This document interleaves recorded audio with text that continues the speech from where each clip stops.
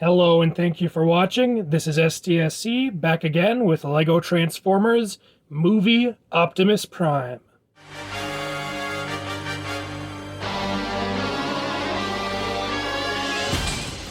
I've been trying to build a movie Optimus Prime at this scale for years, and there have been a lot of failed attempts.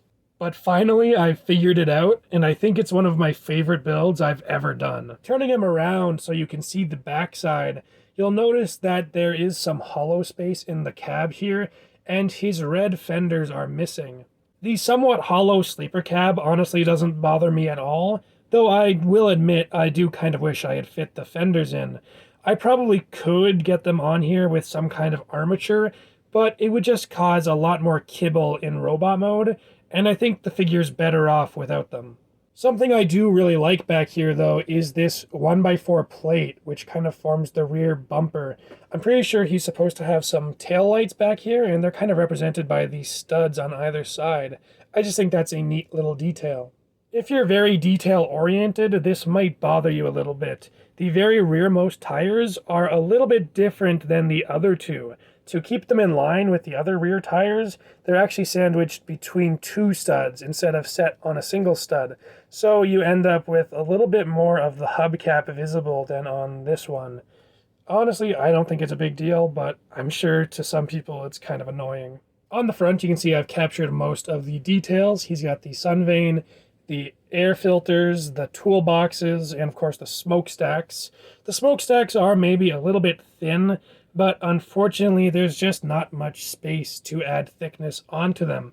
I could maybe fit candles onto there, but due to the nature of how it's attached, any extra width would cause the whole rear panel here to be further out from the body. So I went for just a simple bar. Speaking of those rear panels, they are ever so slightly further forward than the roof panels. From any normal angle, I think it's pretty unnoticeable, especially since the smokestack kind of covers that corner. But, of course, if you're looking at it from the top, it is a little bit awkward. I wanted to go all in on Prime, so I even built his Dark of the Moon trailer. It attaches to his truck with this little hitch here, though I use the word attach lightly. Really, it kind of just sits in place in this little gap in the back of the truck. It's not the most sturdy connection, but it gets the job done. Originally, I had a 1x2 tile on the trailer hitch, which allowed the trailer to more securely attach to Optimus's truck bed, but it left the trailer at a very slight angle, and I decided this less secure option was just better. I don't know if the trailer is perfectly proportioned to the Optimus cab, but once you have it on him, I think it looks great. I also left some studs on the roof of the trailer, so if you wanted to, you could store his weapons in a very awkward manner. His gun can also slightly transform to peg on the back of the truck. For size comparison, here we have a minifigure. And here we have Evasion Mode Optimus. Honestly, when I made this guy, I was kind of convinced I'd never be able to figure out a regular movie Optimus that was as good as him. Though now that I have this guy, I honestly kind of think he blows this one out of the water. And I think we'll see more of why in the robot mode. And bringing in the trailer, here he is with Dark of the Moon Megatron. And honestly, I really like how these two look together. Obviously, Optimus is bigger, but I think their cabs are comparable in size, and I think it's really cool how Megatron's is able to shrink down into his legs, whereas Optimus's turns into a robot around the same size. That's all there is to say about the truck mode, so now it's time to transform.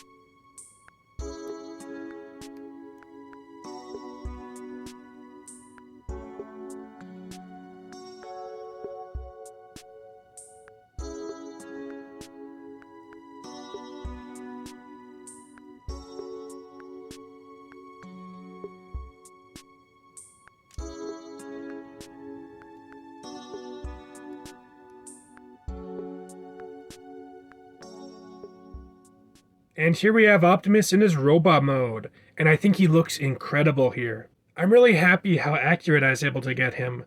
While there are some small details missing, all the broad strokes are there, and I think he looks incredibly close to the on-screen appearance.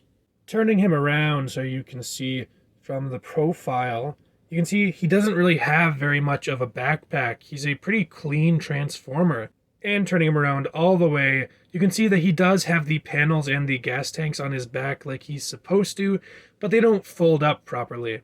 Personally, I don't mind. This is just so much easier, and it's a very clean way of doing it. I have to give a huge shout out to PsychoBrick. He came up with the idea of having the elbow joints form the air filters in truck mode, and that technique made this whole build possible. I'll link to his Optimus in the description below. I love the angle I was able to get the windows at in this mode, and for the abdomen, I went for a first movie or Revenge of the Fallen look.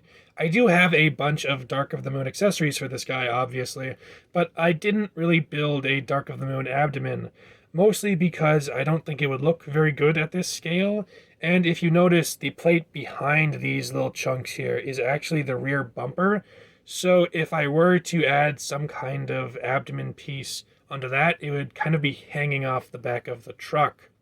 And personally, I think at this scale, it's abstract enough that this works fine as a Dark of the Moon Optimus too. For the transformation to work, I had to use a slimmer head on this Optimus.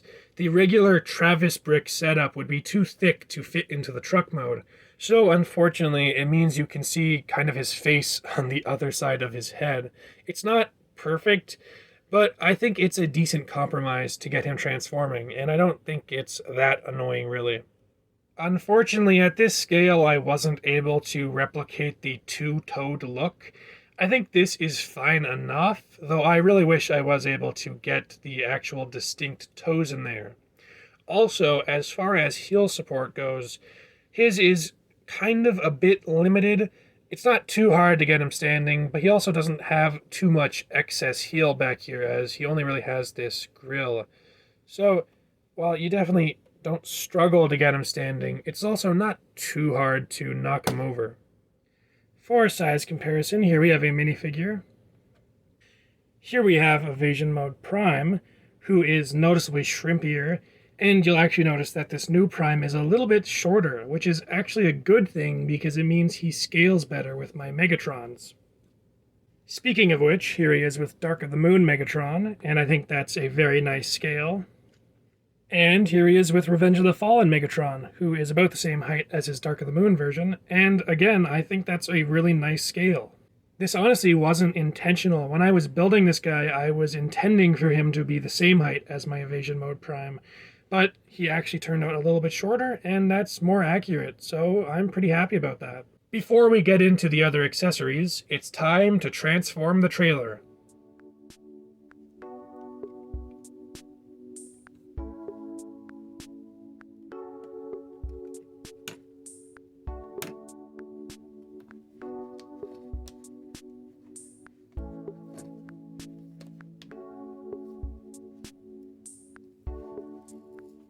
And here we have the trailer transformed into its weapons platform mode.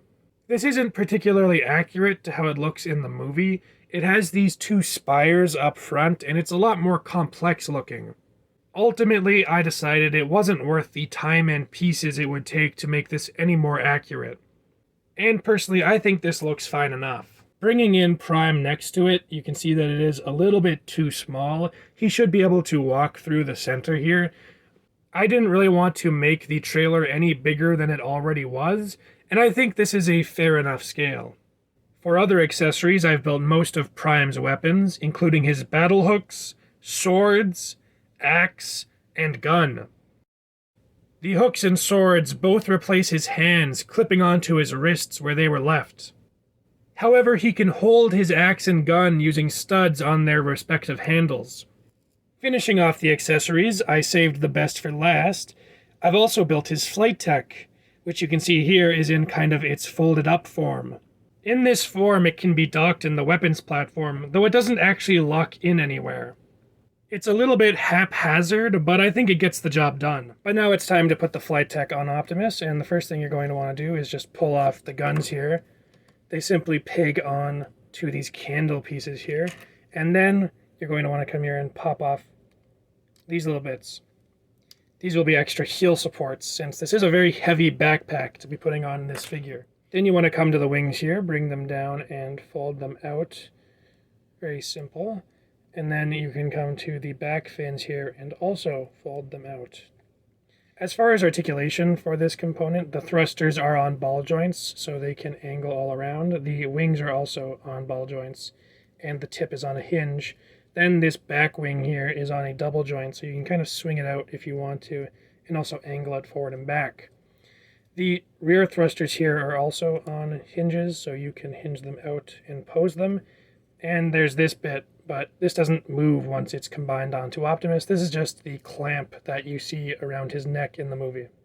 To prepare him for his flight tech, Prime's hands have to be folded back into their vehicle mode configuration, and his backpack has to be opened up like this. From there, you can peg in the new heel supports, which will provide a lot of extra stability. And then you can clip the jetpack into Prime's back. You can see that there's 3 clips here and 3 bars here, and it will all line up and click into place. Then once it's in place, you can bring Prime's little back panels back in to kind of close up around the flight tech like that. And then, last but not least for this part, you come here and bring down the collar. Then you can simply plug the cannons into his folded up hands. Once you have the flight tech attached, it's a very impressive look, and honestly it kind of has me itching to build a Jetfire now. For articulation, Prime's head can look left and right, as well as a little bit up and down. Then at the shoulders, he's got a universal joint, which allows it to go forward and back, as well as in and out. It helps if you kind of get his shoulder pad out of the way. His transformation joints also kind of allow for a butterfly joint. If you bring them out and sort of swing them forward, you can get the arms swung forward a little bit like that, which can be a little bit helpful. Then at the elbow, he's got a 180-degree bend and a swivel, though it is very delicate. And you kind of have to get it at just the right angle, and there you go, it can swivel like that. Then he's got a swivel below the elbow, which allows his forearm to turn like that. And his hand can bend in like that. In the legs, he has a universal hip, which is a little bit hindered by this wheel here. You'll see that it kind of hits the backpack, but once you get past the backpack, it can do a pretty high kick. Then as far as backwards movement, it can go about this far back. For outwards, it can only swing out about this far, because then the wheels start to collide. In the ankles, he has a forward pivot, which can be a little bit awkward for posing, because if this robot hand gets loose, he could fall over pretty easily. But unfortunately, there is no actual ankle tilt. You can kind of fake it by using this robot hand here and sort of pushing it past the joint, but then the foot can very easily pop off. Though for some poses, you can kind of abuse this connection to get a little bit of a pivot. Optimus isn't the most articulated build ever, but he has all the basics, and you can get him into some decent poses. I don't think I can stress enough just how happy I am with this build. I genuinely didn't know if I would be able to create a version of this design that I would be happy with, and now that I have, I'm super proud of how it turned out. I genuinely think this is probably one of, if not my favorite Transformers I've ever built. But that's all I have to say about him, so I'll see you next time.